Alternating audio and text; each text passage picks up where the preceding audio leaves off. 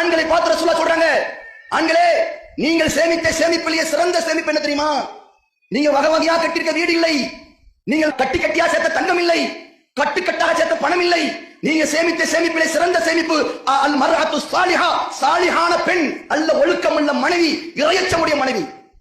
ஒருத்தர் 10 வீடு இருக்கு, 10 கோடி இருக்கு, ஆனா பொண்டாட்டிட தொழுகை இல்ல, இறையச்சம் இல்ல, ஒழுக்கம் இல்ல, இவனுடைய சேமிப்பு சரியில்லைன்னு சொல்லலாம். என்னடா சேமிப்பு? உன்னை ஒண்ணுமே நீ பரம ஏழை, ஆனா உனக்கு அல்லாஹ் கொடுத்த மனைவி சாலிஹான மனைவி, இறையச்சமுடைய மனைவி. தொழுகை நேரம் வந்தா வாங்க சொல்லப்பட்ட உடனே தக்பீர் கட்டி அல்லாஹ்வை தொழுவாரு. அப்படிப்பட்ட மனைவி உனக்கு அமைஞ்சிட்டா இதை விட உலகத்துல உனக்கு சிறந்த சேமிப்பு எதுவுமே இல்லடா என்று நபிகள் பெருமகனார் ஸல்லல்லாஹு அலைஹி சொன்னாங்களே. யாரை சொன்னாங்க? அந்த தகுதி உங்களுக்கு தானங்க. இதுல பெண்களை உயர்வுபடுத்துகின்ற இருக்குங்க. இந்த மார்க்கம் பெண்களை அவ்வளவு கண்ணியப்படுத்துது, ஆண்கள் சொல்லலையே.